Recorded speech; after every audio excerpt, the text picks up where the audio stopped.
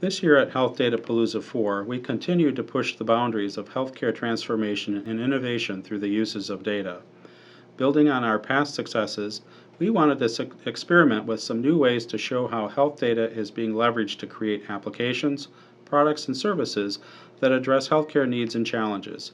So we decided to hold a live code-a-thon to demonstrate the power of data and ingenuity at the Palooza.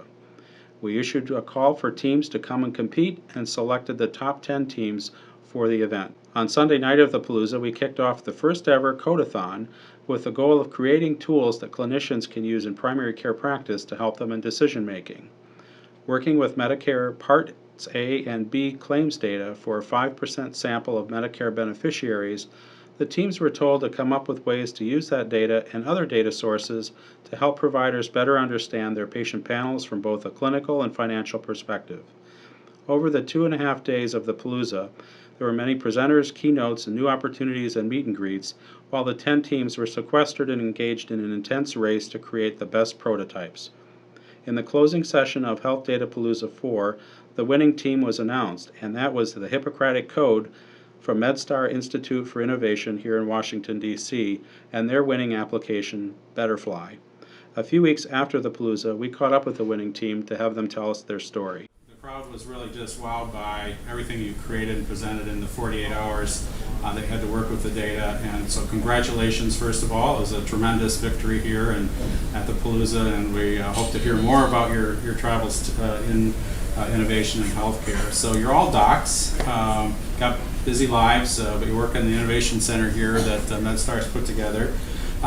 Just like to do quick introductions with the team here: Kevin Malloy, Hank Rappaport, Ed Torrey, and Peter Keel from MedStar Health. And let's get started about how did this team come together. That's an incredible story. So, Kevin? So the team came together. I actually went to the last Health Datapalooza, and I was just an attendee. They didn't have a Code-a-thon, and I knew I was going back. And when I registered, I noticed that they had the Code-a-thon, that was the Code-a-Palooza that was going on. So having worked, inside MedStar, I was a little intrigued. I do some full stack development, like front end, back end stuff. So I was thinking it might be a good opportunity to just try out something new. So I actually approached the three of you guys because I thought we would all be kind of good fits. Even though we didn't necessarily work on stuff in the past, I thought that our combination would be really good to take whatever challenge they threw at us that had some data in it and make something happen. So tell us a little bit about the environment that you work in the Innovation Center there, and what's the goal of the center, and what kind of work do you do with your time and your computational abilities? I was going to say, so in the Innovation Center, our task is to try to come up with creative ideas and apply them to MedStar's clinical care environment. That's basically what we do. We have a lot of sophisticated tools throughout MedStar, but they offer a lot of configuration options and capabilities for add-ins. And so we work with users, we hear what their demands are, walk around, hear what people need, what they're struggling with, and we come back to the Innovation Center and try to come up with creative ways to meet their needs. So docs aren't necessarily known for their team spirit. So how did the idea of what Betterfly is your product, how did you negotiate and get the sort of the target of your application to come from? How hard was that to get 4 docs to agree on a pathway for development? Well, actually, having all of us having clinical experience, it basically knew that if you really want impact with how you express the data, that it should certainly impact at the moment, at that clinical decision point. So the Betterfly, we basically came up with a few names. I wrote them on a piece of paper and said which one grabs you. And we were looking at it like that healthcare is a big, huge ship that has to be steered. And if you want to steer it, you can push on the sides all you want, nothing will happen. But you need to find the rudder. And so that small thing that can make a massive impact, we think, is awareness at any decision point. So whether they are administrative and looking at data in aggregate, or whether they are at the bedside about to make a clinical decision, the act of deciding should not include a lot of effort in actually extracting the information you need. So just like we look at a clock or a sign somewhere and we get what we need instantly, we feel like the data should be expressed that way. So this was a challenge that was designed really to help primary care providers looking at a variety of different data sources, and then to help them with a particular clinical decision process typically in a chronic care situation where you've got multiple factors in play. Tell us a little bit about the invention and who are you really specifically designing this particular application for? Here. Well, we had a couple of different. I guess the primary target we aimed for was people like ourselves, meaning practicing clinicians, and so we were right at the point of care, so that when one patient's coming in to see you, you can be able to aggregate together information that previously would have taken a lot of effort to be able to go and to look at.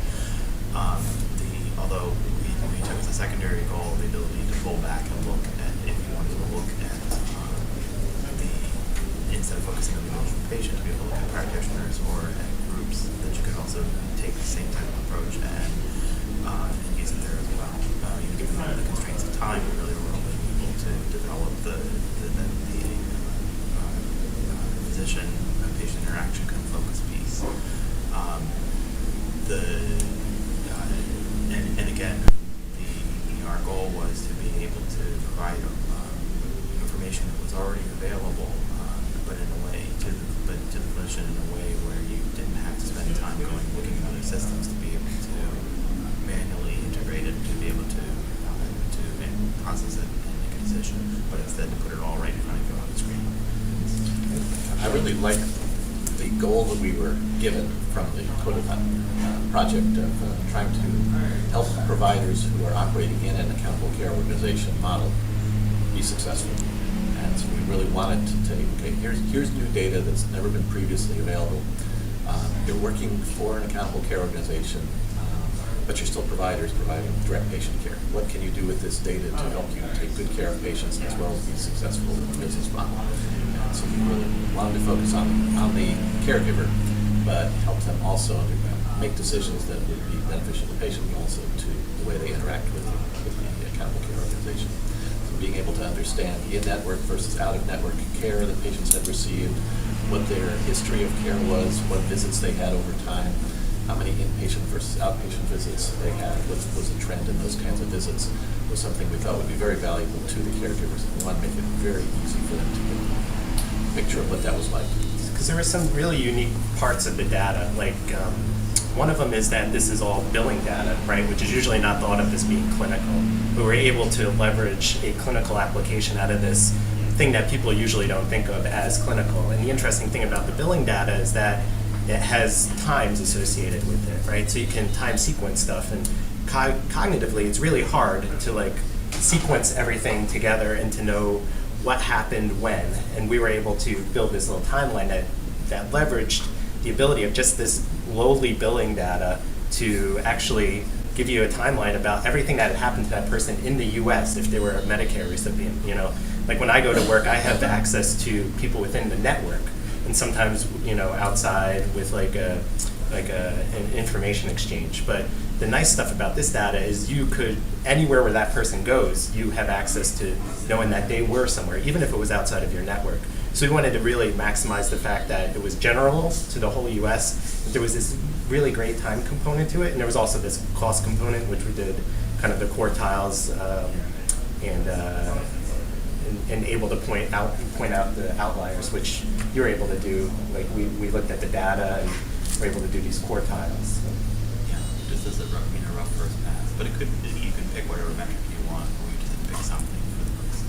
But I don't know if it's clear how transformative or refreshing it is to be in the trenches and to all of a sudden be able to see the history of where this patient that's standing before me. We don't have to rely on their memory or some stack of printout that they received at another institution. It's all right there, and it's there at a glance. I mean, it is so refreshing. It will transform care. And not only that, I think people are coming to work with good intentions. And so sometimes you have, if people are trying to contain cost or look at things, they might say, oh, well, these doctors or those nurses, they're complaining or they're whatever. It's not like that at all. If it's accessible and it's not something that we have to log in and retrieve, and it's not viewed as a committee somewhere on high creating something. It's more like if people are given the cost info up front, I think they will start to make good decisions. Just they don't have access to it now. And so cost and then visit is just tremendous. So 50 years ago, 4 guys came together and revolutionized the music industry. And are you guys sort of like the Beatles equivalent to 4 docs coming together? Well, I think it's actually not that unusual for motivated and talented end users to build systems that help their needs. I think major companies come along and in a dark corner somewhere craft a solution and then foist it on users trying to take care of patients or whatever. But I think the best systems that have been built started out as users with some talents who created a solution for themselves, and then it caught on like that. For the past 5 years, I've been working on this project. Started as a Zixi, became a Malga that was built by 2 doctors at MedStar, and then ultimately sold to Microsoft. So it was a couple of docs who built something, but it became a major driving force in the market. So you have a marketing strategy and a business results outcome sort of in mind for this. Tell us a little bit about how that factors in and what happens next in terms of commercial development, if that's the direction you want to go. Okay. Well, as part of coming from the marketing angle, we thought of, we need to catch people's attention, make it memorable, and so we thought the Betterfly or Betterfly effect would be a way of sort of catching that. And then that overarching premise of steering a large ship using the rudder is something that can be a guiding principle. It's not dependent on any product we put out. It's something that that's probably worth thinking about in any innovative process, right? So we were thinking along those lines. As far as what does the future hold, well, some of that will depend on give us the data, right? So as soon as like I said before, this is transformative to be able to see what we're able to see looking at that data. So we are hoping to prepare for that day when that data is liberated in a way that end user clinicians can use it, with respect to the people they're caring for. So, given that we have this pretty awesome clinical laboratory of MedStar Health, which has rural, urban, academic, community teaching hospitals, et cetera, 30,000 associates spread across, even geographically disparate and demographically disparate, it's a good training ground. So if we can get it to work here, it can work anywhere. So hopefully we would be able to first try in the clinical systems that we use here, maybe even if it's just a scheduling sort of system, and then maybe move to Amalga, and we have some other products that we use in the outpatient electronic record, inpatient electronic record. If we can move to those things and put this Betterfly widget inside there, then and it works here,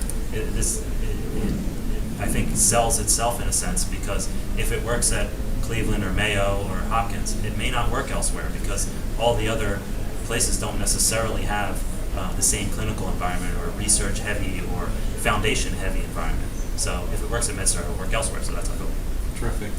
What was the reaction back on Monday or Wednesday morning when you went back to work and told everybody you won the Code-a-thon? People surprised, didn't know what the heck a Code-a-thon was. Anybody care?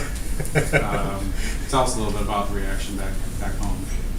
Well, for me, I actually am a little concerned that I'm going to be hit with more tech support questions now from my family and friends. But the first reaction I got was from my children, and so they texted me, and actually that made my year. So I think I actually recently saw an interview with several people that started a bunch of big name computer type companies. And they were all saying kids should learn to code, growing up. And this totally motivated my children. I have 6 children. The oldest 4 are ready to start learning. They're like, when can I learn? So that to me was the biggest. And then of Give me course CMS data. That's right. You have no age limits. But then of course at work, data. yeah, That's cool. And then at work, of course, the lots of congrats and we knew you could do it kind of things. And people were shocked that we actually don't all work necessarily right next to each other all the time. Yeah. So people were sort of surprised that we came together and we didn't have any sort of formal coder type people. Well, listen, it's a fascinating story. 4 docs making music out of Medicare data for medicine, and that's a story in itself. So Kevin, Hank, Ed, and Peter, thank you for all your hard work. We want to see more of that, and we'll be checking in with you soon about your results.